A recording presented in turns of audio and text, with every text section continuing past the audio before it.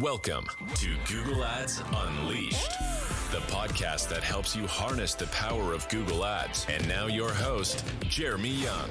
Hello and welcome back to Google Ads Unleashed, guys. Hope everyone is doing fabulously this Monday as every week. And with this week, I'm going to broach something that might ruffle some feathers because I've seen it firsthand myself. I've actually seen a few posts the other day online which inspired me to do this podcast, along with, for instance, my friend Vincent Beimer, who is a very well-known influencer, or Andrew Lolk, who is a very famous influencer who's sort of highlighted this topic. So maybe there's an interview following on from this, and that is a claim that I'm going to put out there that most people are overdoing negative keywords.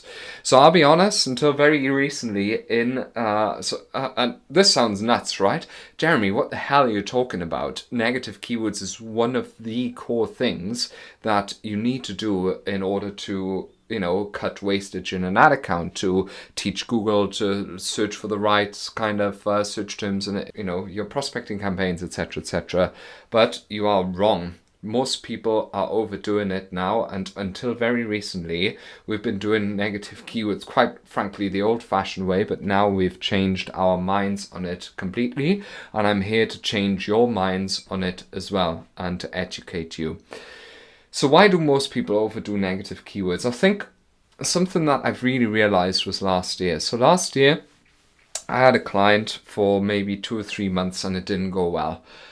Basically, it was very odd. I thought it was going to turn out to be an amazing client, large B2B, but basically, and did loads of volume, loads of scale.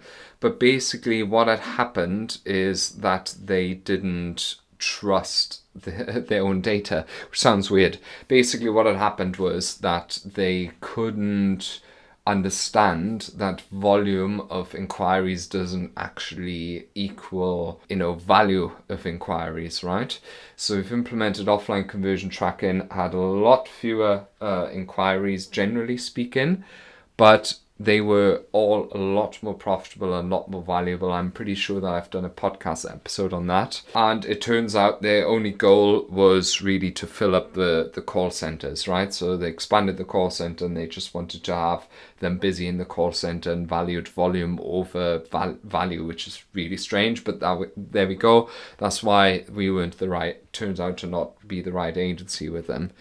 But one of the things that had happened was the following, that they didn't really have any negative keywords at the time, right? So they've had this huge account spending loads of money on various search campaigns, and they had no negative keywords. And one of the first things that we've done is we went through the ad account, we created a big old negative keyword list, and we launched a campaign and added it to it, and it bombed. It did poorly. It did worse in the test than it did with the one without the negative keyword lists. So what has gone on there? So basically what had gone on is that smart bidding has gotten so good, including the correct search terms and to bid correctly for the right search terms, of which it will know that it will generate conversions, that we had a better result, not restricting the algorithm. Right? This is really, really strange because that used to not work this way, right? It used to not work this way because the smart bidding algorithm simply wasn't good enough, right? So we had to kind of give Google a bit more leeway. But how it now works is that when Google bids on a search term, it doesn't actually just bid based on the semantic value of what someone is searching, and shows the ad based on whether a keyword is triggered or a product or whatever, but it includes things such as what device is this person on, right? For instance, does a search term convert on mobile, but it doesn't convert on desktops whatsoever? You don't see this in the data, right? You know that smart bidding takes this into consideration because that's what's shown in your ad account, but you don't see this when you go through the search term, and you can't, as a human, even make that differentiation, right? It doesn't take into account gender. It doesn't take into account time of day. A search term might work on a certain time of day, but it might not, right? It may sound crazy that this is the case, but this is de facto how smart bidding works and all the signals that smart bidding takes into consideration. You don't know the previous history of something that someone has searched, right? For instance, broad match operates that way. Broad match takes into consideration the previous searcher's searcher. So if someone has searched multiple, let's say you sell desks, right? And someone has multiple times searched for desks. He's been researching for months what the best desk is, and then suddenly they search for something like just furniture, right? Something really generic. You might think, oh, this is irrelevant, or this is too loosely relevant. Well, dude, it turns out they've been looking at your ad for months, and now is the time that they struck. So by excluding that, you're actually preventing the algorithm from doing its job, right? You also have no idea if a search term might be relevant for one keyword and less relevant for another. You can only see that, of course, if you can have the keyword in different ad groups, right? Or if you look at the search term on a keyword basis. Same within a campaign, right? You might actually have a catch-all shopping campaign, and then you see an apparently irrelevant search term in there, but you don't know to which product that applied. It might be relevant for one, but it might not be relevant for another. If you exclude it, you're doing more damage than you're doing good. So we've changed this now, right? So we used to go in all of our accounts through all of the search terms on a weekly basis, and we still do, right? Especially the low volume ones, which are relatively easy to do, which very often attract a lot of shit, right? We just do that. But we actually have now resorted to using, of course, scripts, right? Like, for instance, Niels Royman has a fabulous script. Google it if you want. You might get some traffic from this, where you can actually gather data and make data-driven decisions to exclude search terms. We use n-grams. I've got a full episode on n-gram analyses and how they work. Or of course we still exclude when something is absolutely obviously nonsense, okay? So what a lot of people now do wrong is that they basically add search to negative keywords on a feeling, right? They see a competitor's name and they say, oh, this needs to be excluded. Well, should you exclude it though? Because you don't know what this person is like. Maybe they are searching for a competitor because they've done 50 other searches beforehand. Maybe not many, but you get the gist.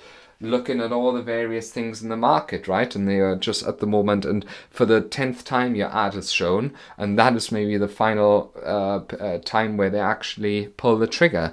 Or a lot of people don't don't rely on statistical data enough, right? So you should be doing some analyses on whether you should, like the n-gram analyses, right? Whether you should be actually excluding those search terms properly as negative keywords. So that's usually the mistakes that people do. And what you should be doing now is, like I said, do the n-grams, use scripts like from Niels Royman.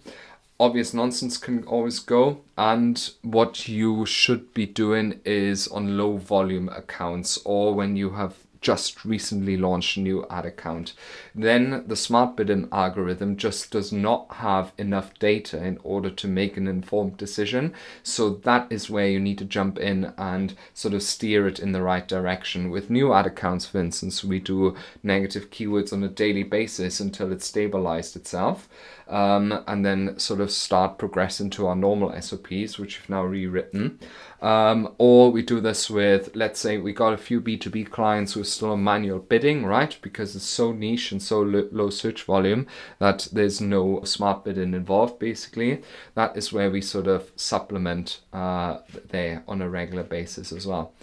What I'd like you to go away and what I encourage you to do now is super interesting. If you're running out of A/B testing ideas, is to do the following. Set up an experiment. Go into my podcasts about how to run experiments in Google Ads and what types of experiments to run to see how to do this. But yeah, run an experiment and A/B test the following. What would happen if I remove the negative keyword list completely? Does it actually improve performance, or does it maybe even worsen performance? And the result may surprise you. And if you want more tips like this, then please give the podcast a follow.